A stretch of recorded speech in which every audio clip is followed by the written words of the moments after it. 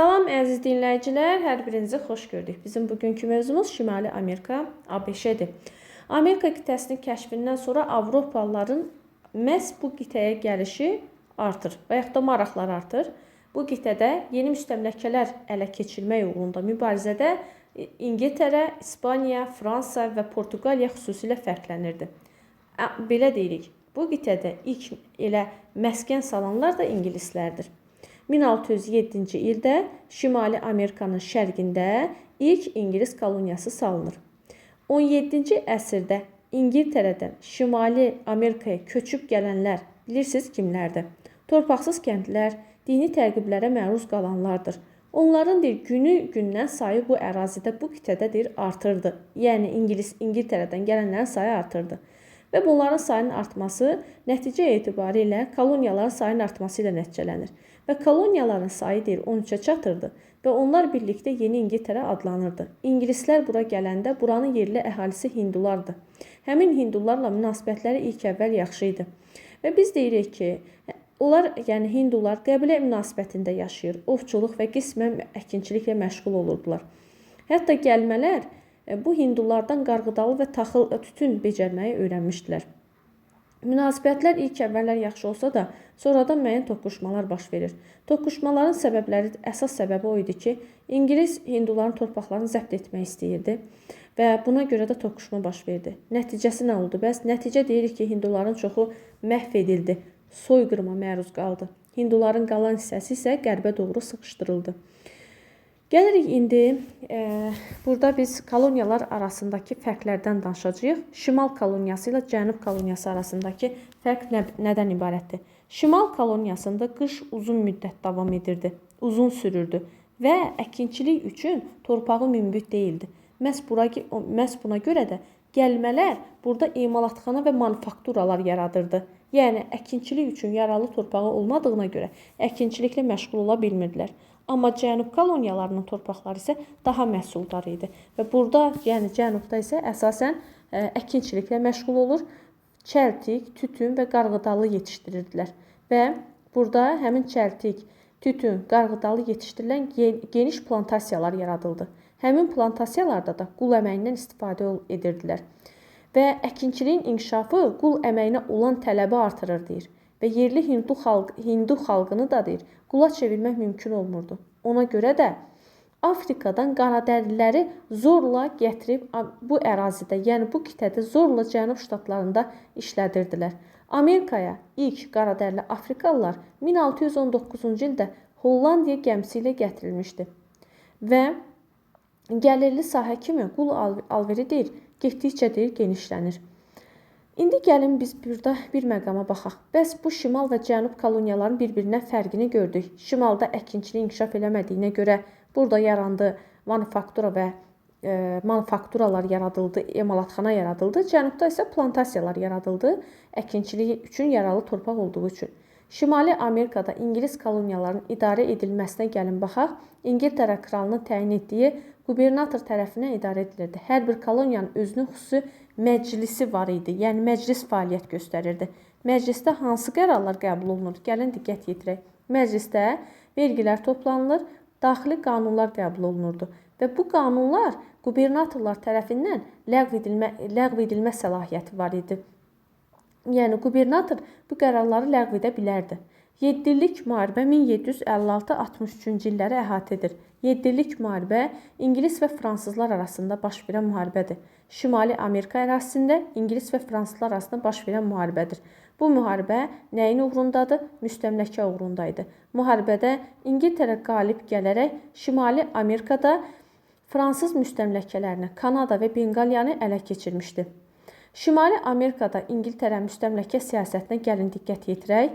Və burada istəyirdilər İngilis kralı feodal qaydalarının koloniyalarda tətbiq edilməsini istəyirdi. 7 illik müharibədən sonra İngiltərə müharibə xərclərini və öz ordusunu, belə deyək, Amerikadakı ordunun xərclərini ödəmək üçün koloniyalara yeni vergilər təyin etdi. Və bu yeni vergilərin təyin edilməsi əlbəttə ki, kolonistlər tərəfindən xoş qarşılanmadı. O cümlədən kolonistlərə qərbə doğru keçmək, dəmir məmulatlar hazırlamaq, parça toxumaq da qadağan edilmişdi. koloniyalara məhsul hazır şəkildə İngiltərədən gətirilməli idi. Və bu azmış kimi 1765-ci ildə İngiltərə parlamenti mühür qanunu qəbul edir.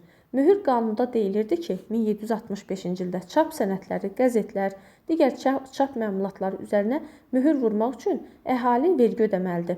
Və bu böyük bir narazılığa səbəb olduğuna görə bu qanun sonradan ləğv edilmişdi. O cümlədən 1773-cü ildə baş verən Boston çay qonaqlığından danışaq. Deyir ki, İngiltərənin qadağaları ilə barışmayan koloniyaların təmsilçiləri iştirak etdiyidir. İştirakı ilə keçirilən müşavirədə İngilis məhsulların boykot edilməsi qadağan olundu. Yəni, boykot dedikdə məhsulun alınması, yəni İngiltərədən gələn məhsulun alınmasından imtina edirlər.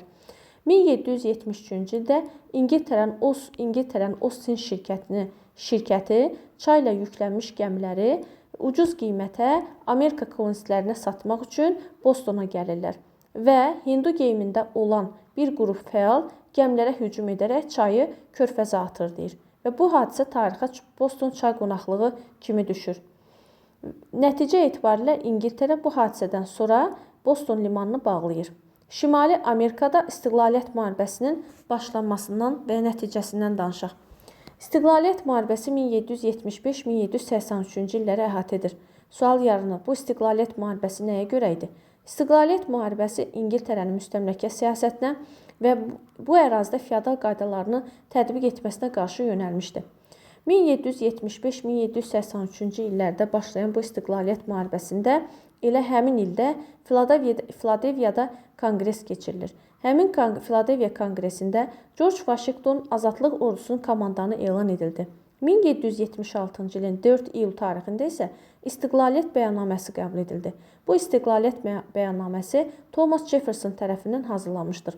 İstiqlaliyyət bəyannaməsinin qəbul edilməsi ilə Amerika Birləşmiş Ştatlarının yarandığı elan edildi və elə həmin vaxtdan indiyə qədər 4 iyul ABŞ-da istiqlaliyyət müharibəsi kimi qeyd olunur. ABŞ-ın yaranması ilə Amerika qitəsində yeni dövlətçilik ənənələrinin əsası qoyuldu və müstəmləkəçilik siyasətinə ciddi zərbə vurdu. Yeni yaranan dövlətin əsas məqsədi öz ərazi bütövlüyünü qorumaq və müstəqilliyini möhkəmləndirmək idi.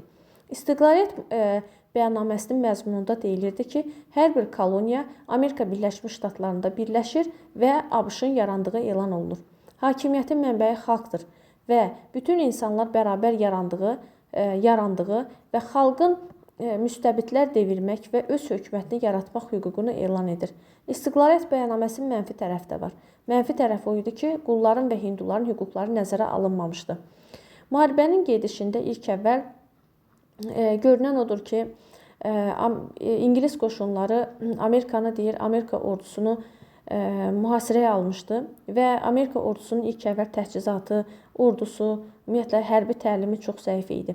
Və George Washington bu məsələni öz üzərinə götürdü və 1777-ci ildə Saratoga döyüşü baş verdi. Bu 1775-1783-cü ildə baş verən istiqlaliyyət müharibəsinin gedişində baş verən əsas döyüşlər 1777-də baş verən Saratoga döyüşü və 1781-ci ildə baş verən Yorktown döyüşüdür. Hər ikisində də qalib gələn İngilis qoşunları yox, ABŞ qoşunları olmuşdu və İngilis qoşunları məğlub olmuşdu. Deməli, Saratoga döyüşündə ABŞ qoşunları qalib gəldi və ABŞ-ın beynəlxalq nüfuzu xeyli artdı. ABŞ Konqresi Avropa dövlətlərindən yardım almaq üçün ictimai xadim, o cümlədən alim Benjamin Franklini Parisə göndərdi. Və Fransa İngiltərənin zəifləməsini istəyirdi bu zaman və Fransa ABŞ-ın müstəqilliyini tanıyaraq onunla ittifaq və ticarət müqaviləsi bağladı. Yəni Benjamin Franklin həm Fransana müttəfiq olmağı bacardı və Fransa Amerikanı tanıdı, deyir. ABŞ İngiltərənin digər rəqib olan İspaniya və Hollandiya ilə də ittifaqa girməyi bacarmışdı. Bu məqama da diqqət yetirək. İkinci əsas döyüş 1781-ci ildə Yorktown döyüşüdür. Həmin Yorktown döyüşündə qalib gələn yenə də George Washingtonun qüvvələri idi. Yəni ABŞ qoşunları qalib gəldi. Müharibə 1783-cü ildə Parisin Versal sarayında ABŞ-la İngiltərə arasında sülh müqaviləsinin imzalanması ilə başa çatdı. Paris və yaxud da Versal müqaviləsinin şərtinə görə İngiltərə ABŞ-nin müstəqilliyini tanıdı. Allegan dağlarına Mississippi çayına qədər olan ərazilər ABŞ sərhədlərinə daxil edildi. Kanada isə İngiltərənin müstəmləkəsi olaraq qalır. Bu müharibənin əhəmiyyəti nə oldu? Əhəmiyyəti oldu ki, demokratiya quruluşu müstəmləkə zülmü üzərində qələbə qazandı və yaxud da monarxiya zülmü üzərində qələbə qazandı. Və Avropada inqilabi hərəkətə çox ciddi bir təsir göstərdi. Vətəndaş cəmiyyətinin qurulmasında mühüm addım oldu. ABŞ-nin istiqlaliyyət müharibəsinə qalib gəlməsinin əsas səbəblərindən biri burada yandırılmış torpaq taktikası və partisan müharibə taktikasından istifadə edilməsi idi. Müharibənin İngiltərənin uzaqda aparılması idi. Müharibənin İngiltərədən uzaqda aparılması idi ki, bu da İngiltərə üçün baha başa gəldi. Artan vergilərdən narazı olan İngiltərə əhalisi hökumətin müharibəni dayandırmağı tələb etməsi də ABŞ-nin qalib gəlməsinin əsas səbəbləri hissəsindədir. O cümlədən Fransa, İspaniya və Hollandiyada ABŞ-yə kömək etməsi ABŞ-nin müharibədə qalib gəlmə səbəblərindən biri hesab olunur. ABŞ-da konstitusiyanın qəbul edilməsi 1787-ci ildir. Və konstitusiyaya görə ABŞ Federativ Respublika idi. Hakimiyyət 3 qola, qanunverici, icraedici və məhkəmə hakimiyyətlərinə bölünürdü. Ali qanunverici orqan Konqres, yəni 2 palatadan ibarətdir. Yuxarı palata və aşağı palata. Yuxarı palata Senat adlanırdı. Hər ştatdan qanunverici orqan tərəfindən 2 nəfər senator seçilir və senata göndərilir. Aşağı palata isə nümayəndələr palatası idi. Üzvləri birbaşa xalq tərəfindən seçilirdi.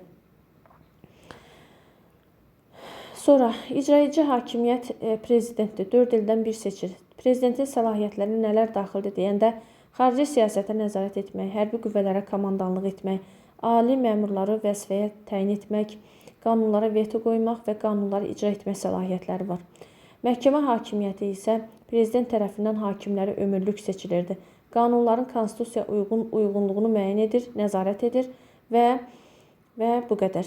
Və bu konstitusiyaya əlavə düzəliş də 1791-ci ildə olmuşdu. Bunu yadda saxlayaq, 10 düzəliş olunur. Və ABŞ-nin ilk prezidenti 1789-cu ildə deməli prezident seçkiləri keçirilir. İlk prezident də George Washington olur. Və 1791-ci ildə ABŞ konstitusiyasında hüquqlar haqqında bill adı altında 10 düzəliş edilmişdi. Bu düzəlişlərdən gəlin ikisinə nəzər yetirək. Deyir ki, məhkəmənin hökmü olmadan axtarış və həbslər qadağan olunur. Vətəndaşlara söz, mətbuat, vicdan azadlığı və din azadlığı hüquqları verilir. Bu qədər. Davamını ikinci hissədə inşallah çəkəcəm.